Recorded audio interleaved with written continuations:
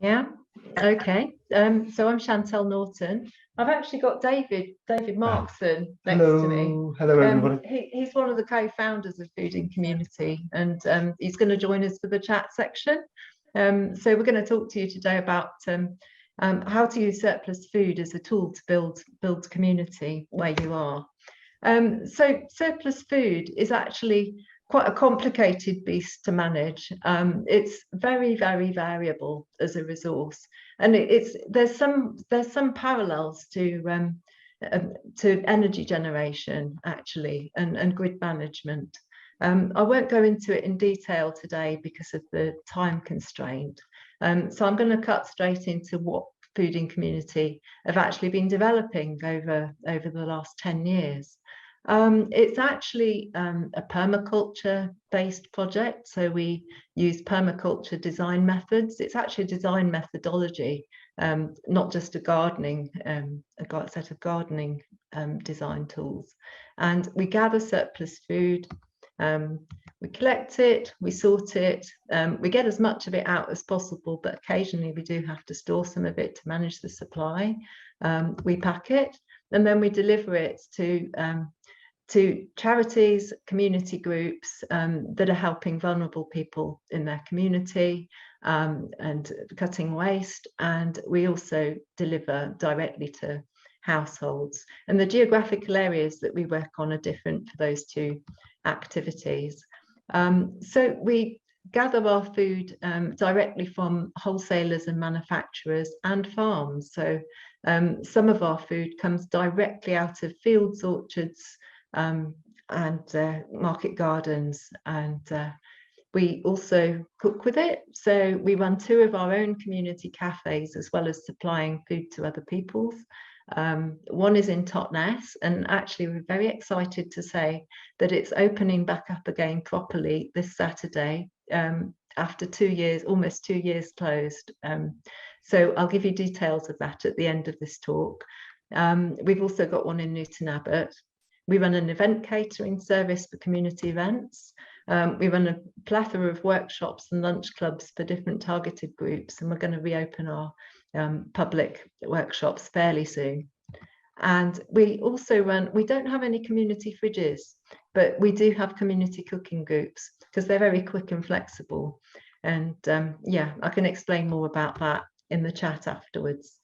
And we also have an education piece. So we've made quite a lot of mistakes and done quite a lot of things right over the years. So we're happy to sort of share our knowledge and really see initiatives that help tackle the climate emergency and the biodiversity emergency and feed people and deliver social justice. So what we've got here, you have to think back to 2012. We didn't have anything in the food waste space happening back then. So if we wanted to see a different project using food waste in a different way, we had to basically invent it. But this model, this holistic model, works in different other locations by bringing different organisations together that have those different functions. So this is what it looks like on the ground. So you've got gleaning and cafes and workshops and food preservation. It's great stuff, and lots of great volunteers behind it, very diverse crew.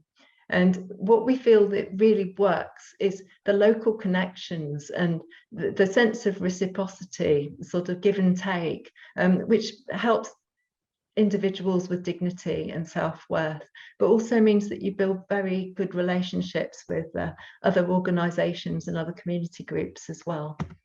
So all communities are different. So if you want to sort of do something in the food waste space, although there's differences, there's commonalities to us all.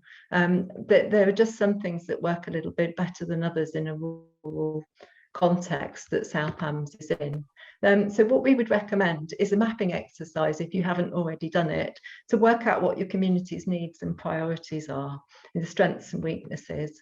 And it's really, really important to look at what's already happening in the area, because there's some really good opportunities to join up. For example, if you've got a food bank in your area, they may not be able to use catering packs of food, but you might be able to make a project that can. So there's a way to kind of, you use the food really, really completely. So if you want to know anything, ask.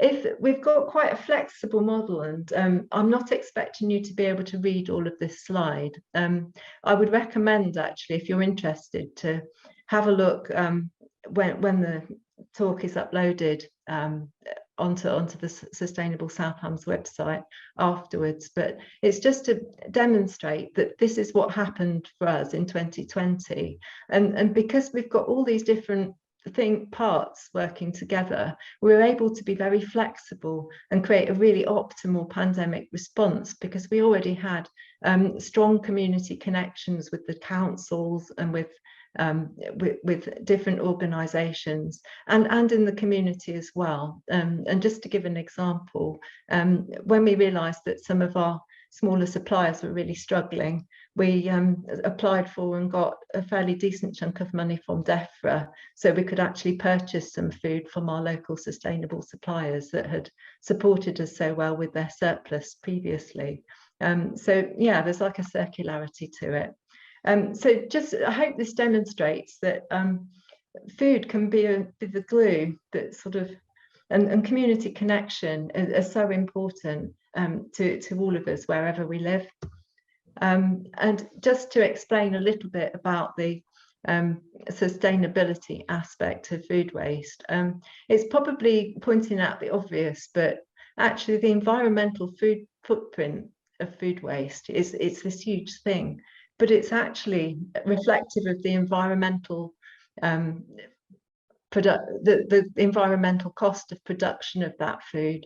So just be careful about what kind of food production you're supporting by solving the problems of manufacturers with what happens with their waste. If you look at it as building community capacity, that's a really positive thing to do.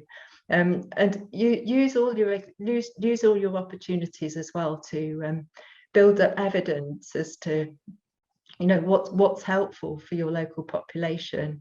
Like, we're seeing a lot of hardship, particularly amongst disabled and very unwell people at the moment. So we're responding to that and looking at how we can tackle the root causes with other people. So that's just a little bit of positivity. We've certainly got a lot of hope for the future. I think if we all work together, we can really make a massive difference in South Hams and perhaps beyond.